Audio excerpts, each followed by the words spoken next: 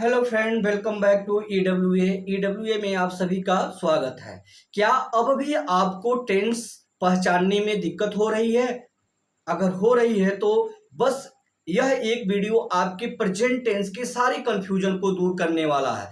तो आप हमारे साथ बने रहिए और आज हम प्रेजेंट टेंस के चारों भाग को एक साथ देखेंगे, उनके एक्सरसाइज एक साथ करेंगे ताकि जो कंफ्यूजन है आपका वह दूर हो सके। और इसी क्रम में मैंने क्या किया है, प्रेजेंट टेंस के चारों भाग यानी इंडेफिनिट, कंटिन्यूअस, परफेक्ट और परफेक्ट कंटिन्यूअस, इन चारों के पहचान को मैंने लिख दिया है और चारों में प्रयुक्त होने वाले हेल्पिंग वर्ब और वर्ब के फॉर्म भी मैंने नोट डाउन कर दिए हैं ताकि आपको वीडियो देखते ही आप इसमें से पहचान भी देख सका कि कौन से टेंस का कौन सा पहचान है और पहचानने के बाद सहायक क्रिया और क्रिया के फॉर्म भी यूज कर पाए। तो चलिए स्टार्ट करते हैं आज का आज का वीडियो। और इसमें देखते हैं कि हम इन चारों भाग से संबंधित यानी present indefinite, present continuous, present perfect और प्रेजेंट परफेक्ट कंटीन्यूअस से संबंधित एक्सरसाइज को करेंगे और हम एक एक वाक्य को लिखेंगे। आप उन वाक्यों को पहचानेंगे और उन्हें क्या करेंगे, अंग्रेजी में ट्रांसलेट करेंगे। तो आपको अगर पहचानने में दिक्कत होगी तो ऊपर पहचान लिखे गए हैं, इनसे आप हेल्प ले सकते हैं, सहायता ले सकते हैं। अगर सहायक क्रिया में कोई दिक्कत हो रही है तो वो भी आपके यहाँ पे लिखे गए हैं, वहां से भी आप हेल्प लेकर आप अपने वाक्य को ट्रांसलेट कर सकते हैं। क्रिया के कौन से फॉर्म लगेंगे ये भी लिखा गया। यानी कहने का मतलब है कि मैक्सिमम चीजें मैंने यहाँ पे लिख दिया है ताकि आपको कोई दिक्कत ना हो एक्सरसाइज करने में। तो चलिए आज हम शुरू करते हैं एक्सरसाइज यानी इन चारों भागों से संबंधित, क्योंकि यह प्रेजेंट टेंस के चारों भाग हम लोग कंप्लीट कर चुके हैं। तो चारों भाग से संबंधित एक्सरसाइज को लेकर आए हैं और यह वीडियो आपके हर कंफ्यूजन को आज दूर कर देगा। तो चलिए स्टार्ट करते हैं। सबसे पहले एक्सरसाइज लेते हैं।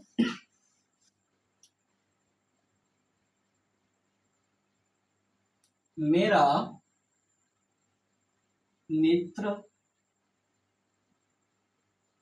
हिंदी कभी कभी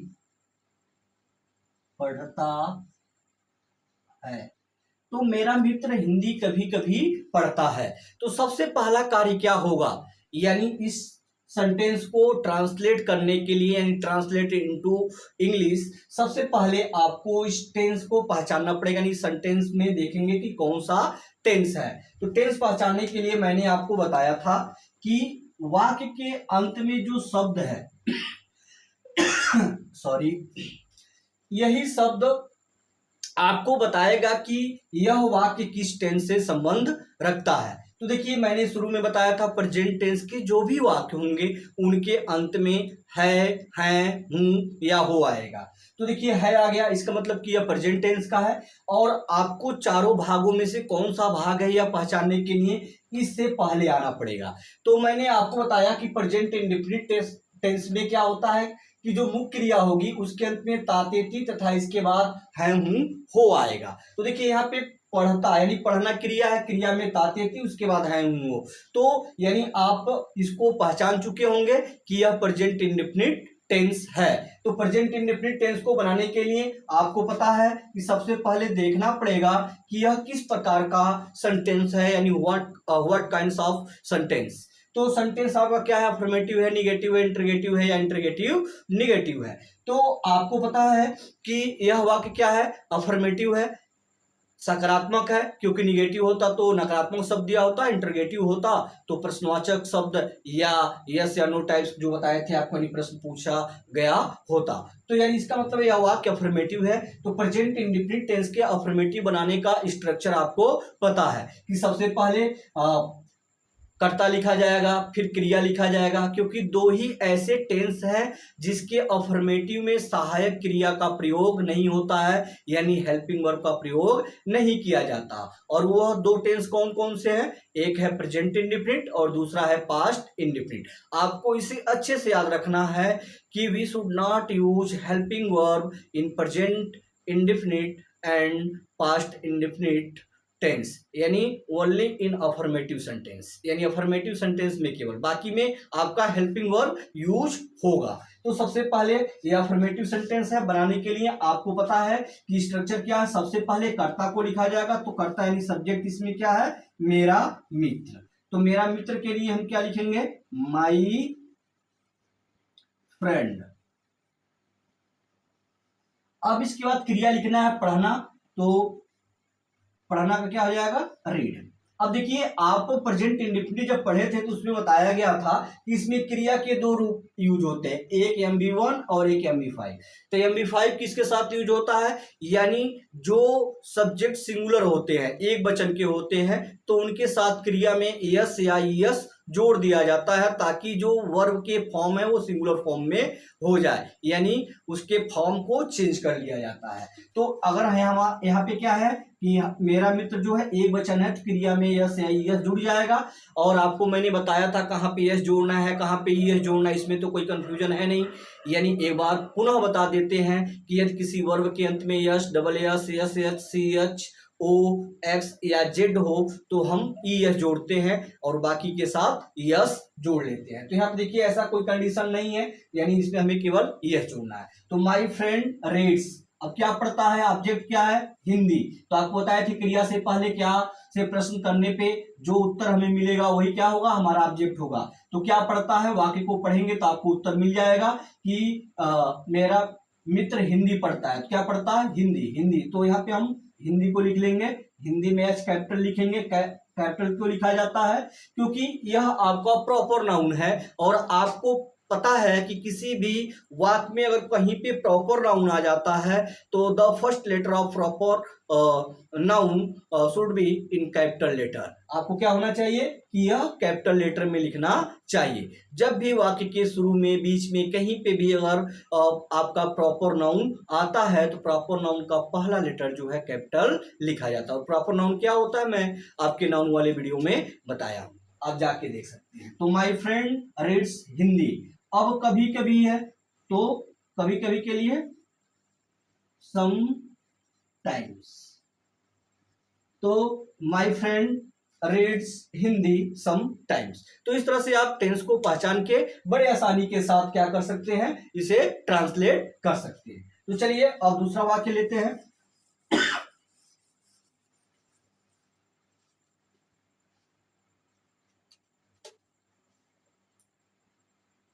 वह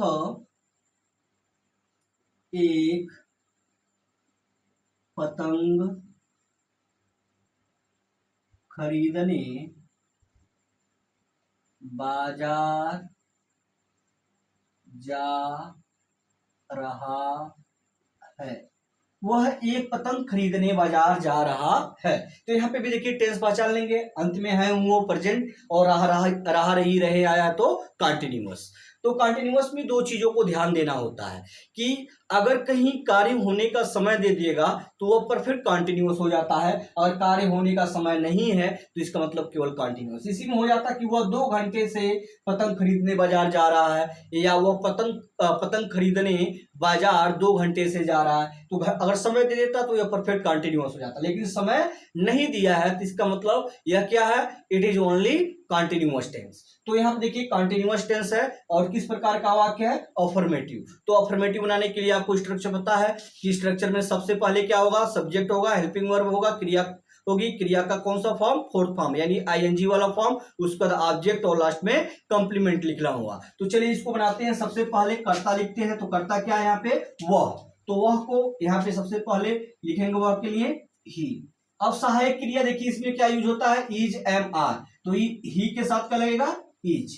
अब मुख्य क्रिया क्या है, जा, क्योंकि मुख्य क्रिया के बाद ही क्या आएगा, रहा रही। तो जाना मुख्य क्रिया है। यहाँ पे देखिए खरीदने भी एक क्रिया है, लेकिन इस क्रिया के अंत में क्या आया है, ना, ने, नी। अगर किसी वाक्य में, यानी कहने का मतलब क्या है कि किसी वाक्य में एक से अधिक अगर क्रियाएं आती हैं तो वहां पे एक कंडीशन होता है, या तो वह क्रिया किसी कंजक्शन से जुड़ी हो या फिर उसमें एक फाइनाइट और बाकी नॉन फाइनाइट वर्ब हो। तो नॉन फाइनाइट के बारे में आपको बताए थे कि नॉन फाइनाइट वर्ब क्या होते हैं, यानी non finite verb is a verb which can not change their forms according to tense और सब्जेक्ट, यानी जो नॉन फाइनाइट वर्ब होते हैं वह टेंस के अनुसार या सब्जेक्ट के अनुसार अपने रूप में कोई परिवर्तन नहीं करते हैं, यानी जिस रूप में बनाए गए हैं उसी रूप में प्रयोग किए जाते हैं। जबकि फाइनाइट वर्ब क्या होते हैं, यानी फाइनाइट वर्ब क्या करते हैं, यानी it can change their forms, ठीक है, अकॉर्डिंग टू टेंस, यानी यह अपने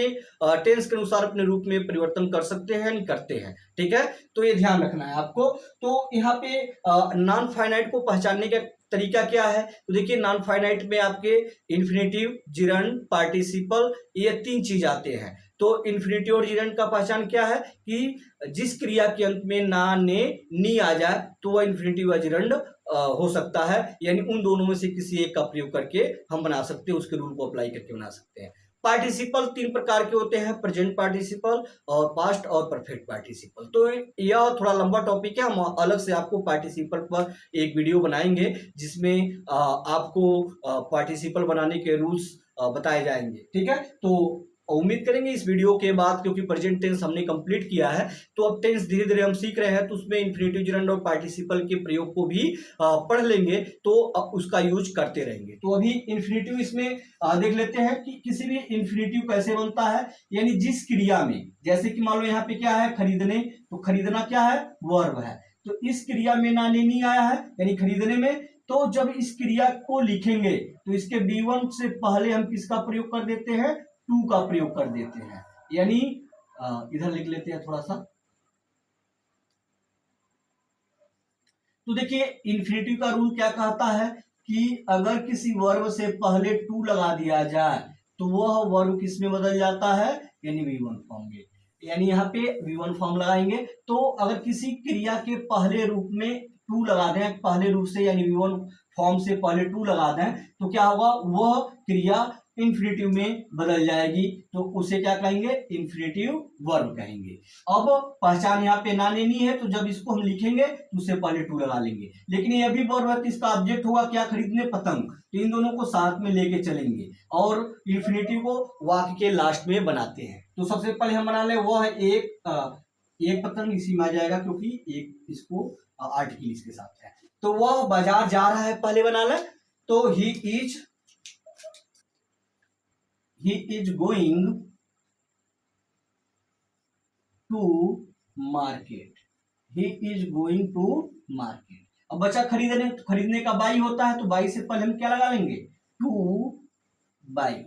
अब क्या खरीदने, एक पतंग, तो एक काइट, तो हो गया, ये ट्रांसलेट कर लिए, he is going to market to buy a kite. तो इस तरह से आप इन्फिनेटिव को भी क्या करेंगे, ट्रांसलेट कर लेंगे, यानी इन्फिनेटिव वाले पार्ट को भी, अगर किसी वाक्य में इन्फिनेटिव दिया है तो इन्फिनेटिव की पहचान मैंने बता दिया कि इन्फिनेटिव को कैसे पहचानेंगे, यानी जब क्रिया के अंत में ना, ने, नी दिया हो, जैसे इसमें दिया हुआ है, तो आप समझ जाइएगा वह वर्ब क्या है, नॉन फाइनाइट वर्ब है, यानी इन्फिनेटिव है या जिरंड है। और जिरंड के रूप से बनाएंगे तो यहाँ पे ING लिख देंगे, यानी टू बाई की जगह हम क्या कर सकते हैं, बाइंग कर सकते हैं, यानी BUYING। तो इसको ऐसे भी बना सकते हैं, he is going to market buying a kite, ठीक है।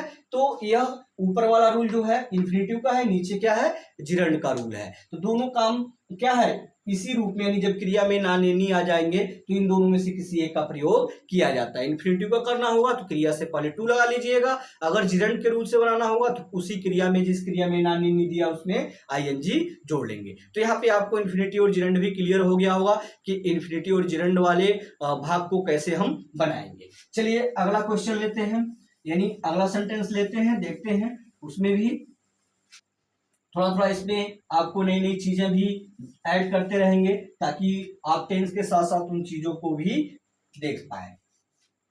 चलिए अगला वाक्य है, क्या घोड़ा हरी घास 2 बजे से नहीं चर रहा है, चर रहा है मतलब खा रहा है, तो कह रहा है क्या घोड़ा हरी घास 2 बजे से नहीं चर रहा है। तो यहाँ पे देखेंगे क्या है, रहा रही, उसका रहे वो यानी प्रेजेंट कंटिन्यूअस, लेकिन कार्य होने का समय 2 बजे से, तो जब समय दे देगा तो क्या हो जाएगा, यानी परफेक्ट कंटिन्यूअस, यानी प्रेजेंट परफेक्ट कंटिन्यूअस। और यहाँ पे वाक्य की शुरुआत किससे हुई है, क्या से हुई है। तो आपको पता है कि जब कोई भी वाक्य क्या से प्रारंभ होता है तो वह यस या नो टाइप्स का इंटरोगेटिव होता है, और इस तरह के वाक्यों को ट्रांसलेट करते समय उस टेंस की सहायक क्रिया सबसे पहले लिखी जाती है, उसके बाद सब्जेक्ट लिखा जाता है, उसके बाद वर्ब लिखा जाता है, उसके बाद ऑब्जेक्ट लिखा जाता है, फिर कंप्लीमेंट लिखा जाता है, और परफेक्ट कंटिन्यूअस टेंस है तो इसमें समय दिया रहेगा, तो सिंस या फॉर का प्रयोग करना होगा। आपको बताए थे कि एक आपका क्या होता है, पॉइंट ऑफ टाइम होता है और एक पीरियड ऑफ टाइम होता है। पॉइंट ऑफ टाइम के लिए आप सिंस का प्रयोग करेंगे और पीरियड ऑफ टाइम के लिए आप फॉर का प्रयोग करेंगे। तो इस तरह से इसको हम ट्रांसलेट करेंगे। तो सबसे पहले क्या से शुरू है, तो हेल्पिंग वर्ब पहले लगाएंगे, और देख रहे हैं आपकी प्रेजेंट परफेक्ट कंटिन्यूअस की हेल्पिंग वर्ब क्या है, हैज है और प्लस बी। तो सबसे पहले देखेंगे घोड़ा एक वचन है तो इसके साथ क्या लगेगा, हैज। तो यहाँ पे हमने लगा दिया हैज। अब द हॉर्स, अब यहाँ पे देखो द हॉर्स लिख सकते हैं।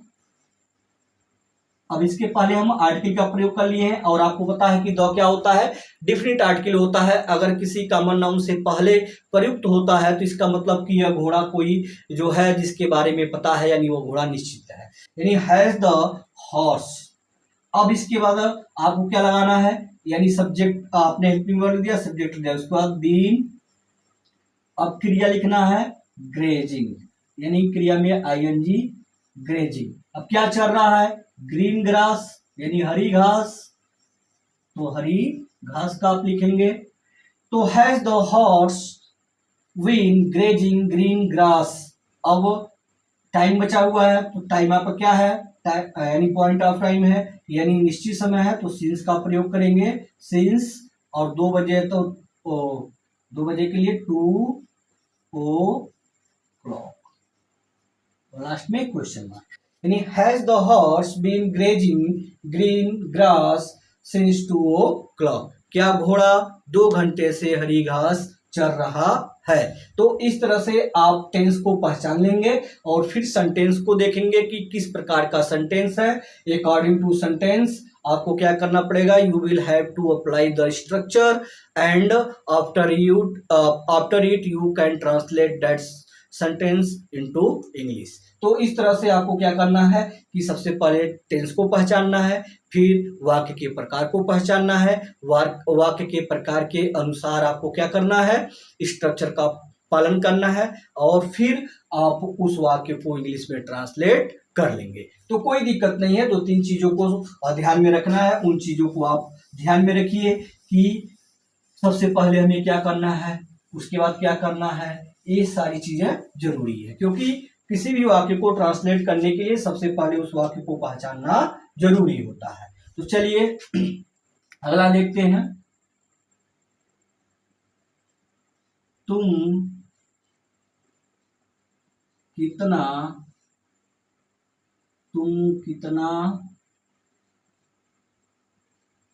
पानी पी रहे हो, तुम कितना पानी पी रहे हो। तो देखो यहाँ पे क्या है, कितना और पानी, यानी कितना क्या है, प्रश्न पूछने का काम करता है। आपको बताए थे कितना, कितनी, कितने, और किसका, किसकी, किसके, कौन सा, कौन सी, कौन से, ठीक है, किसका, किसकी, किसके, यानी ये क्या होते हैं, इंट्रोगेटिव एडजेक्टिव होते हैं, और ये जब वाक्य में प्रयोग होते हैं तो अपने साथ कोई न कोई नाउन लेकर जरूर आते हैं, यानी बिना नाउन के वाक्य में प्रयोग नहीं होते हैं। तो देखो कितना के बाद क्या आया है, पानी, तो पानी क्या है, नाउन है, ठीक है, यानी कि आपका ये मटेरियल नाउन है। तो इसमें देखेंगे कि आपको बताए थे कि कितना, कितनी के लिए 2 चीजों का प्रयोग होता है, या तो हाउ मेनी या तो हाउ मच। तो हाउ मेनी का प्रयोग कब होगा, यानी जब इस कितना, कितनी के बाद आने वाला नाउन क्या होगा, काउंटेबल होगा, यानी ऐसा नाउन होगा जिसे हम गिन सकते हैं, तब कितना, कितनी के लिए हाउ मेनी का प्रयोग करेंगे।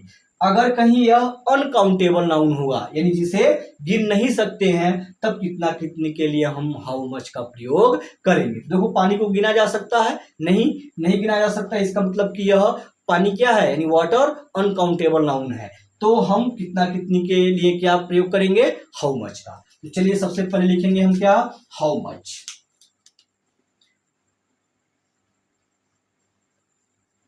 How much. अब इसके बाद जो नाउन आया, नाउन को भी लिखना है, तो हाउ मच वाटर, यानी कितना पानी। अब देखो, रहे हो पी रहे हो, यानी कौन सा टेंस है आपका, प्रेजेंट कंटिन्यूअस है, तो तुम के साथ सहायक क्रिया क्या लगेगा, हाउ मच वाटर और। अब इसके बाद सब्जेक्ट लिखना है आपको, यू। अब क्रिया लिखना है, तो क्रिया क्या होता है, ड्रिंक, तो ड्रिंक लिखेंगे, और ड्रिंक में क्या लगा देना है, आईएनजी, यानी आईएनजी वाला फॉर्म आपको यूज करना है। तो how much water are you drinking, तुम कितना पानी पी रहे हो, तो how much water are you drinking. तो इस तरह से आप वाक्य को देख के पहचान सकते हैं और उन्हें क्या कर सकते हैं, ट्रांसलेट कर सकते हैं। तो देखिए अब कोई दिक्कत नहीं हो रहा होगा, क्यों, क्योंकि अब आपको पहचानने भी आ गया है, सेंटेंस पहचानने आ गया, और सारे सेंटेंस को बनाने के स्ट्रक्चर भी आपको पता हो गए हैं, कौन से फॉर्म ऑफ वर्ब यूज करने यह भी पता हो गए हैं। तो बस आपको क्या करना है, एक सिस्टमैटिक ढंग से चीजों को रखते जाना है, और वह वाक्य आपका जो है इंग्लिश में ट्रांसलेट हो जाएगा। तो उम्मीद करते हैं कि कोई दिक्कत नहीं होगा आपको। बस आप टेंस जो है प्रेजेंट टेंस चारों पढ़े हैं, और चारों के पहचान आपको याद होनी चाहिए। चारों टेंस में प्रयोग किए जाने वाले हेल्पिंग वर्ब और वर्ब के फॉर्म को याद करना होगा। अगर इतना याद है तो समझिए आपको बस अब जरूरत पड़ेगी स्ट्रक्चर की, और 4 स्ट्रक्चर आपको हम बताए हैं, उन्हीं चारों स्ट्रक्चर का प्रयोग करके किसी भी वाक्य को बड़े आसानी के साथ ट्रांसलेट कर पाएंगे। तो चलिए और भी एग्जांपल लेते हैं और एक्सरसाइज करते हैं, ताकि और चीजें समझ में आए।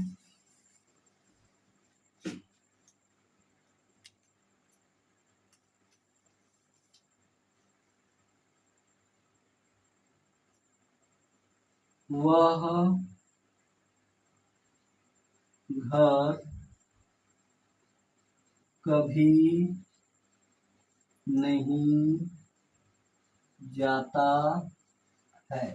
तो इसमें देखिए वह घर कभी नहीं जाता है, तो यहाँ पे कभी नहीं यानी नेवर, यानी ये भी क्या है आपका नेवर, यानी नो है, नॉट है, नेवर है। इसको किस नाम से जानते हैं, यानी according two parts of speech तो किस नाम से जाना जाता है, एडवर्ब, यानी एडवर्ब ऑफ निगेशन। तो यहाँ पे एडवर्ब ऑफ निगेशन है, लेकिन आपको एक चीज ध्यान रखना है कि जब प्रेजेंट इंडेफिनिट टेंस या पास्ट इंडेफिनिट टेंस में नेवर का प्रयोग होता है, तो क्रिया में क्या होता है, चेंजिंग होता है। क्रिया चेंजिंग होने का मतलब क्या है कि जैसे कि अभी तक हम लोग क्या करते थे, निगेटिव जब बनाते थे तो हेल्पिंग वर्ब का प्रयोग करते थे, लेकिन नेवर के साथ हेल्पिंग वर्ब का प्रयोग इन दोनों टेंस में नहीं हुआ। तो सीधे आप लिखेंगे क्या, यानी he never goes to house, he never goes to house. अब ऐसा नहीं करेंगे कि ही डज नेवर, ठीक है, ऐसा नहीं करना है। इसको आपको ध्यान रखना है कि जब नेवर का प्रयोग होगा तो आप सबसे पहले सब्जेक्ट को लिखेंगे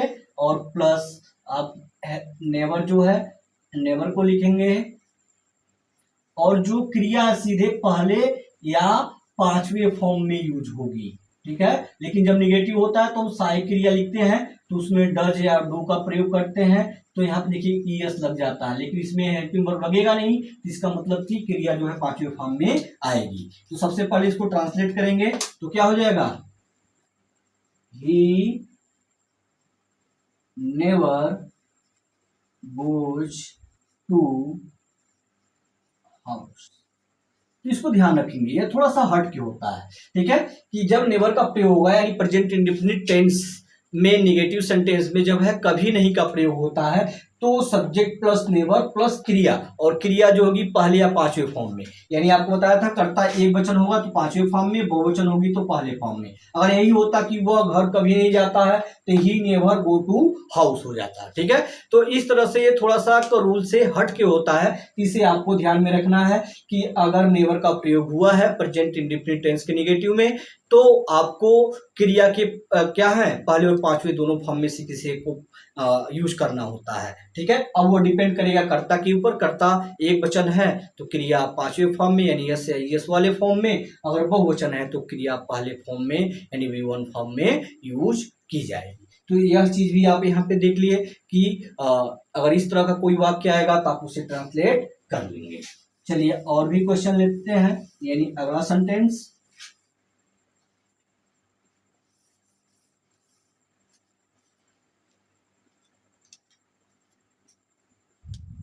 चलिए अगला सेंटेंस है,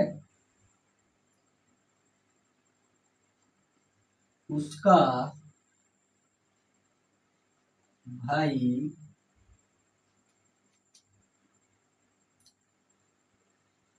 कब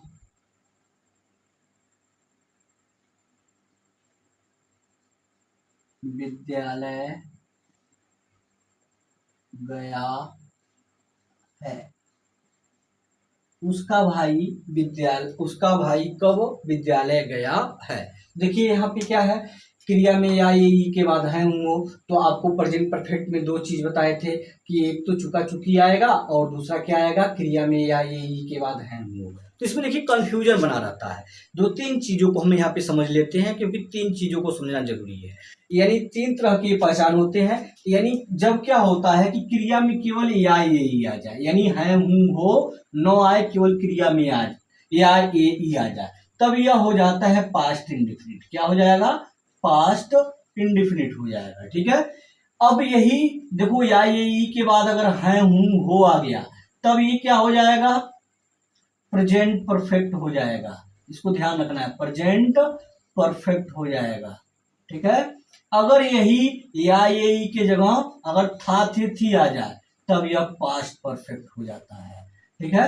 तो तीन यहाँ पे आपको थोड़ा सा कंफ्यूज करते रहते हैं तीनों। तो जब क्रिया में केवल या ये रहेगा, उसके बाद कुछ नहीं रहेगा, तो वो पास्ट इंडिफिनिट है। अब क्रिया में या ये के बाद है हूँ आ जाएगा, तो वो प्रेजेंट इंडिफिनिट है। और क्रिया में या ये के बाद था थी आ जाए, तो वो पास्ट परफेक्ट होगा। तो ये तीनों थोड़ा सा सिमिलरिटी होती है। या ये क्रिया में आएगा, अगर प्रेजेंट परफेक्ट होगा तो है हूँ हो, पास्ट परफेक्ट होगा तो था थी। अगर न तो प्रेजेंट न तो पास्ट होगा, केवल या ये ही होगा, उसके बाद न तो था थी आएगा और न ही है हूँ आएगा, तो वह प्रेजेंट पास्ट इंडिफिनिट टेंस का हो जाता है। तो इसको ध्यान में रखना है आपको, क्योंकि यह हमेशा कंफ्यूज करता है। तो यहाँ देखिए, क्रिया के बाद या ये, क्रिया में या ये, उसके बाद है हूँ हो, इसका मतलब यह प्रेजेंट परफेक्ट है। तो प्रेजेंट परफेक्ट का किस प्रकार का वाक्य है, यहाँ पे कब यानी प्रश्न पूछ रहा है, यानी इंटरोगेटिव है। और किस प्रकार का इंटरोगेटिव है, IW टाइप यानी WH टाइप। तो WH टाइप बनाने के स्ट्रक्चर आपको पता है कि सबसे पहले WH को लिखेंगे, फिर हेल्पिंग वर्ब लगाएंगे, फिर सब्जेक्ट लिखेंगे, फिर क्रिया लिखेंगे, फिर ऑब्जेक्ट लिखेंगे और लास्ट में कंप्लीमेंट लगाएंगे। और इंटरोगेटिव है तो सबसे अंत में क्वेश्चन मार्क का भी प्रयोग करेंगे। तो चलिए इसको बनाते हैं, सबसे पहले ट्रांसलेट करते हैं। तो देखें कब के लिए यानी IW आपका है, तो कब के लिए क्या हो जाएगा, व्हेन। अब गया है यानी ये क्या है, प्रेजेंट परफेक्ट है, तो हैज या हैव सहायक क्रिया के रूप में प्रयोग होगा, तो उसका भाई एक वचन है, तो यहाँ पे हैज, यानी व्हेन हैज, उसका भाई है तो हिज ब्रदर, तो व्हेन हैज हिज ब्रदर। अब क्रिया लिखना है, तो क्रिया गया यानी जाना, तो परफेक्ट टेंस में क्रिया का कौन सा फॉर्म, थर्ड फॉर्म, तो गो का गो, वेंट गॉन, तो when has his brother gone to school, और लास्ट में क्वेश्चन मार्क। तो ये बन गया आपका IW, यानी when has his brother gone to school, यानी उसका भाई विद्यालय कब गया है। तो इस तरह के आप इसको ट्रांसलेट कर लेंगे। चलिए अगला देखते हैं।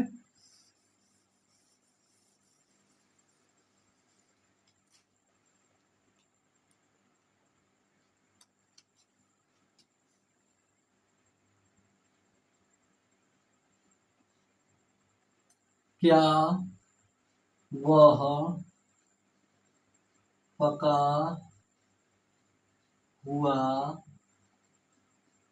आम खाता है। चलिए एक वाक्य थोड़ा सा अलग है, कह रहा है क्या वह पका हुआ आम खाता है।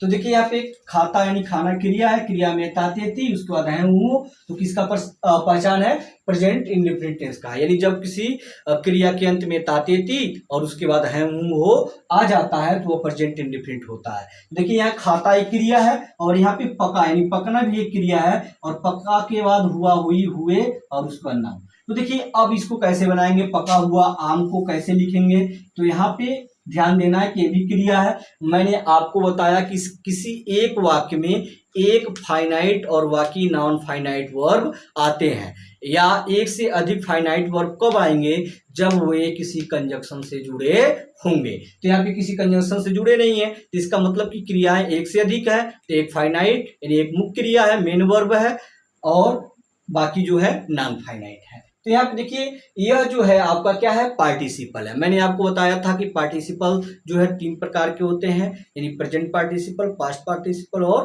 Perfect participle. तो देखिए पास्ट पार्टिसिपल का पहचान क्या होता है, यानी क्रिया के बाद हुआ हुई हुए और प्लस नाउन आता है। तो देखिए यहाँ पे क्या है, यह पास्ट पार्टिसिपल है, और यहाँ पे पकना वर्ब है यानी क्रिया है, यह आपका क्रिया है, और क्रिया के जस्ट बाद क्या आया है, यानी पकना क्या है, क्रिया है, और क्रिया के जस्ट बाद हुआ हुई हुए और उसके बाद नाउन। तो यह पहचान किसकी है, यानी पास्ट पार्टिसिपल की पहचान है। और प्रेजेंट पार्टिसिपल में क्या आता है, केवल क्रिया के बाद हुआ हुई हुए आता है। जैसे मैं कहूं कि वह हंसते हुए सो गया, तो हंसते हुए सो गया, तो उसके बाद कोई नाउन नहीं आता है, क्रिया के बाद हुआ हुई हुई, तो प्रेजेंट पार्टिसिपल होता है। और जब क्रिया के बाद हुआ हुई हुए प्लस नाउन आ जाता है तो वह बन जाता है पास्ट पार्टिसिपल। और परफेक्ट पार्टिसिपल की पहचान क्या होती है, यानी क्रिया के बाद कर या करके आता है। जैसे मैं कहूं कि तुम खाना खाकर, तो क्रिया में कर आ गया, ठीक है। तो जब क्रिया में कर आए या करके आए, जैसे कहें कि वह अपना पाठ याद करके विद्यालय आता है, तो याद करना क्रिया है, उसके बाद करके आया है। तो क्रिया में कर या करके आता है तो कौन सा पार्टिसिपल होता है, परफेक्ट पार्टिसिपल होता है। और क्रिया के बाद हुआ हुई हुए केवल आता है तो वो प्रेजेंट पार्टिसिपल होता है। और क्रिया के बाद हुआ हुई हुए और उसके बाद नाउन आए, और इसी नाउन के बारे में, जो नाउन आएगा उसी के बारे में यह क्रिया कुछ न कुछ बता रही होगी, यानी उस नाउन से ही संबंधित बात कर रही होगी, तो वह हो जाता है क्या, आपका पास्ट पार्टिसिपल। तो देखिए पास्ट पार्टिसिपल को कैसे बनाया जाता है, इस क्रिया का थर्ड फॉर्म लिखेंगे और प्लस इसका यानी जो ये नाउन है नाउन को लिखेंगे। बस इतना ही रूल है कि जिस क्रिया के बाद हुआ हुई हुए आएगा उस क्रिया को थर्ड फॉर्म में लिखेंगे और उसके जस्ट बाद नाउन जो है लिखा जाएगा। अब ये देखो ये जो होता है यानी पास्ट पार्टिसिपल जो होता है वह इस मुख्य क्रिया के ऑब्जेक्ट के रूप में इस्तेमाल होता है।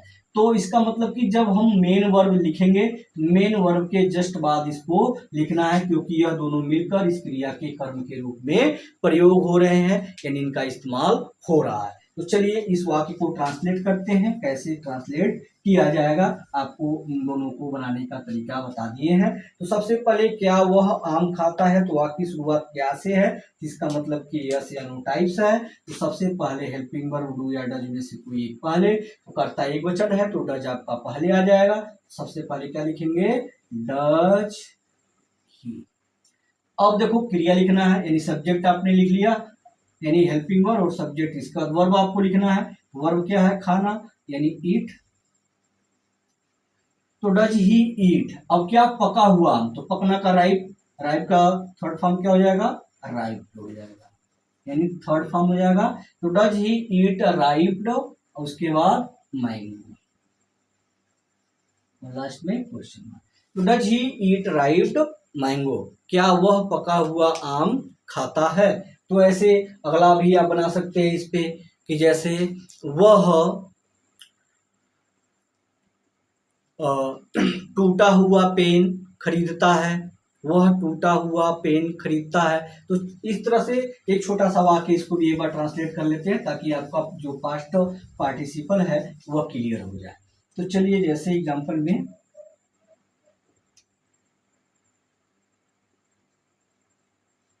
वह टूटा हुआ कलम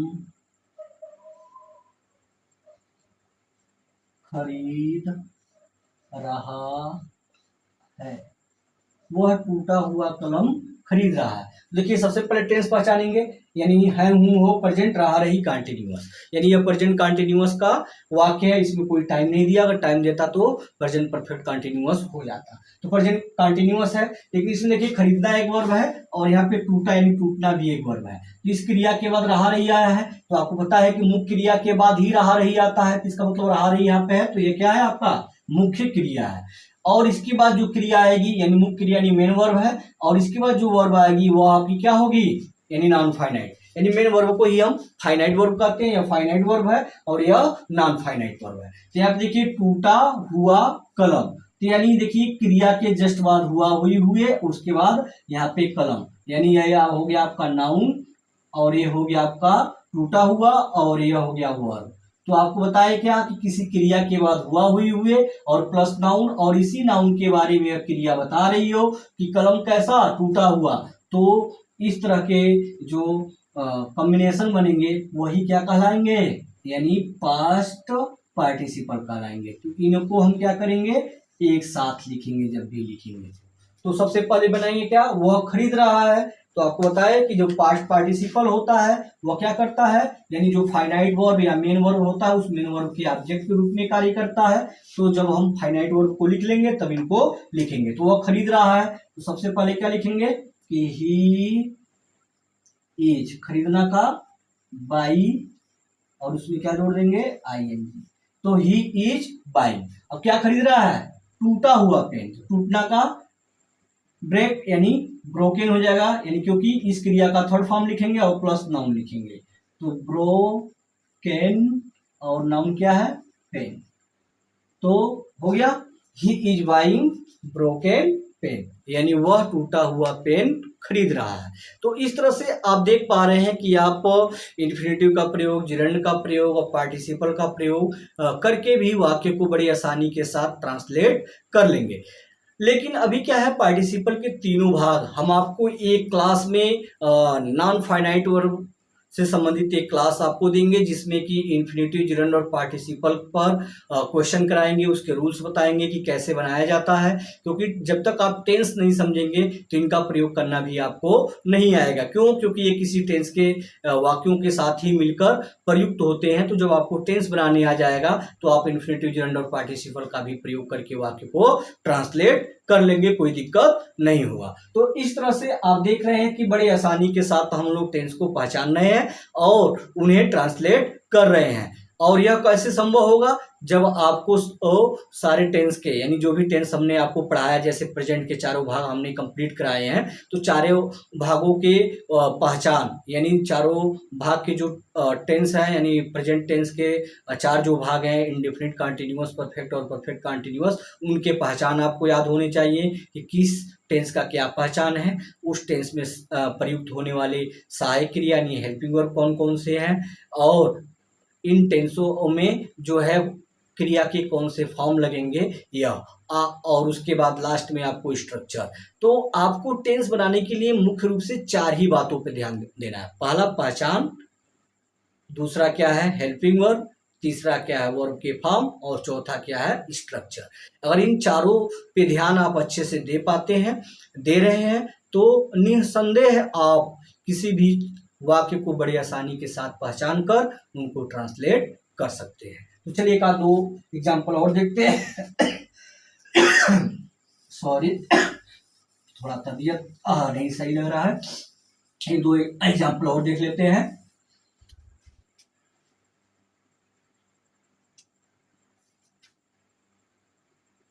चलिए, तो तुम्हें कौन बुलाया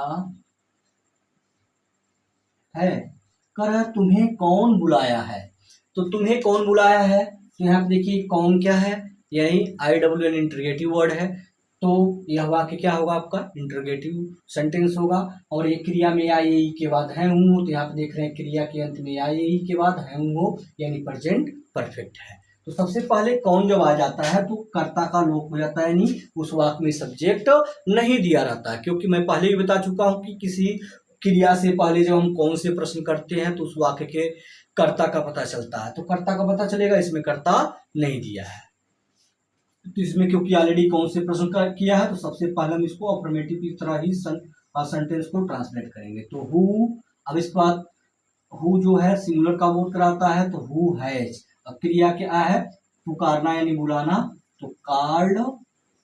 अब किसे, तुम्हें, यानी ऑब्जेक्ट क्या है, तो हो गया हु हैज कॉल्ड यू, तुम्हें कौन बुलाया है, तो हु हैज कॉल्ड यू। तो इस तरह से आप इसको ट्रांसलेट कर लेंगे। चलिए एक एग्जांपल और लेते हैं।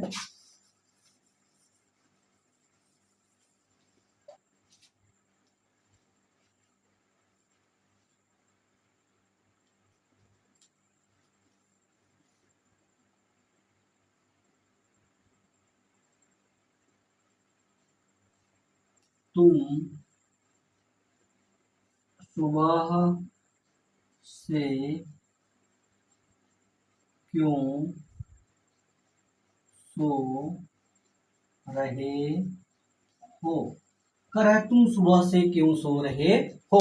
तो देखो यहाँ पे क्यों आ गया, यानी आई डब्ल्यू आ गया। तो सबसे पहले आपको पता है कि जब कोई भी वाक्य आई डब्ल्यू टाइप इंटरोगेटिव होगा तो सबसे पहले आई डब्ल्यू को लिखा जाएगा। टेंस आप पहचान लिए, रहे हो यानी कंटिन्यूअस, और सुबह से टाइम दिया है, इसका मतलब परफेक्ट कंटिन्यूअस। तो आप परफेक्ट कंटिन्यूअस को बनाने का रूल पता ही है। तो क्यों है ना, तो वाई।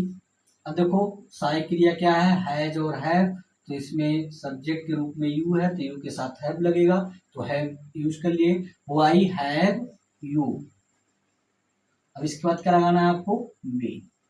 तो वाई हैव यू बीन। अब क्रिया क्या है, सोना, तो स्लीप, और इसमें आईएनजी जोड़ देंगे। चौथा आपको फॉर्म पता ही है। तो why have you been sleeping, और सुबह से क्या है आपका पॉइंट ऑफ टाइम यानी डिफरेंट टाइम है, तो सिंस, अब हो जाएगा क्या, मॉर्निंग, और लास्ट में क्वेश्चन। तो why have you been sleeping since morning, यानी तुम सुबह से क्यों सो रहे हो। तो इस तरह से देख रहे हैं कि आप बड़े आसानी के साथ प्रेजेंट टेंस के चारों भागों को पहचान कर उन्हें ट्रांसलेट कर ले रहे हैं, क्योंकि हमने इन चारों भागों को कंप्लीट कराया है आपको। तो आप अगर नहीं देखे हैं तो पिछले वीडियो को जाकर चारों भागों को देख सकते हैं, क्योंकि वहाँ पे विस्तृत रूप से चारों भाग को एक एक वीडियो में पढ़ाया गया है, और सारे टेंस को पहचानने का तरीका, उनके साथ प्रयुक्त होने वाले हेल्पिंग वर्ब, वर्ब के फॉर्म और स्ट्रक्चर, इनको बड़े विस्तृत रूप से उन वीडियो में बताया गया है। तो आप जाके हमारा जो है पहले का वीडियो प्लेलिस्ट में टेंस नाम से जो है एक प्लेलिस्ट है, जिसमें आपको ये सभी वीडियो मिल जाएंगे, और आप एक एक करके वीडियो को देख सकते हैं और सारे टेंस को अच्छे से कर सकते हैं। और वहाँ पे आप जाके हमारे वीडियो के थ्रू जो चीज़ें आपको कंफ्यूज कर रही हैं उन्हें दूर कर सकते हैं। तो यहाँ पे देखिए इस तरह से हमने प्रेजेंट टेंस के चारों भाग को कंप्लीट किया, और चारों भाग से संबंधित जो है एक्सरसाइज भी किए।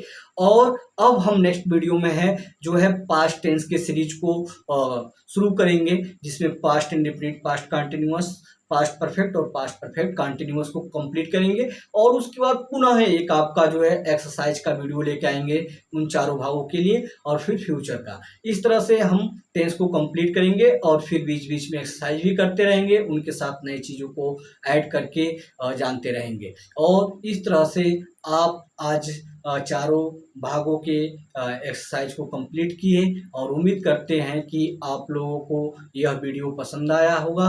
और यदि आप हमारे चैनल पे क्या है नए हैं तो चैनल को सब्सक्राइब करिए, और बेल आइकन को भी प्रेस करिए, ताकि आपको जो वीडियो अपलोड हो सबसे पहले आपको नोटिफिकेशन मिले, और आप उस वीडियो को जो है लाभ पा सकें। और अभी तक आपने अगर हमारे चैनल को सब्सक्राइब नहीं किया है तो आपसे क्या है एक हम्बल रिक्वेस्ट है कि आप चैनल को सब्सक्राइब कर सकते हैं अगर आपको हमारा वीडियो अच्छा लगता है तो, और अपने दोस्तों के साथ शेयर भी कर सकते हैं। तो आज के लिए बस इतना ही। जय हिंद।